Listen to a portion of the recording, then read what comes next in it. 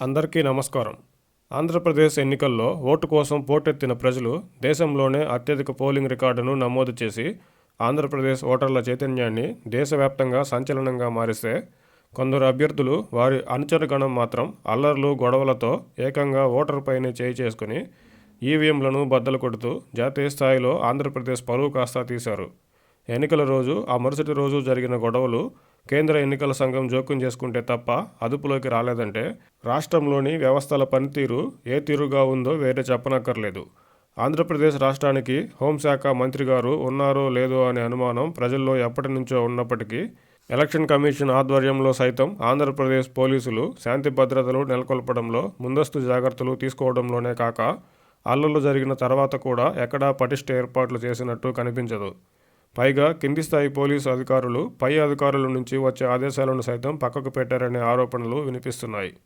ప్రధాని మోదీ గారు పాల్గొన్న మొదటి ప్రజాగళం సభలోనే భద్రతా వైఫల్యాలను గుర్తించినప్పుడే ఆంధ్రప్రదేశ్లోని పరిస్థితులను గుర్తించి కేంద్ర ఎలక్షన్ కమిషన్ తగిన చర్యలు తీసుకోవాల్సి ఉండేదనే అభిప్రాయం సర్వత్రా వ్యక్తమవుతుంది. అయితే ఎన్నికల కోడ్ అమల్లోకి వచ్చిన తర్వాత పదుల సంఖ్యలో పోలీసు అధికారులను సస్పెండు లేదా బదిలీ చేయడం జరిగినా ఏకంగా డీజీపీ గారిని మార్చిన ఆంధ్రప్రదేశ్లో పరిస్థితులు మాత్రం చక్కబడలేదని ఎన్నికల రోజు, ఆ మరుసటి రోజు జరిగిన సంఘటనలే తెలియజేస్తున్నాయి.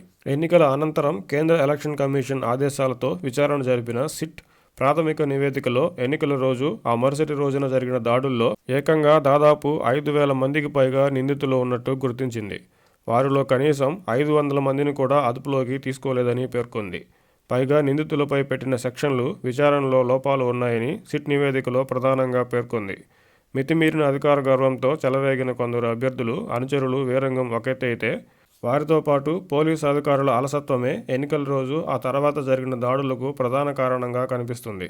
2 రోజులు విచారణ జరిపిన సిట్ నివేదికలోనే విస్తుపోయే నిజాలు వెలుగులోకి రావడంతో పూర్తిస్థాయి విచారణ అనంతరం నివేదికలో ఎటువంటి సంచలనాలు ఉంటాయనే ఆసక్తి ప్రజల్లో నెలకొంది.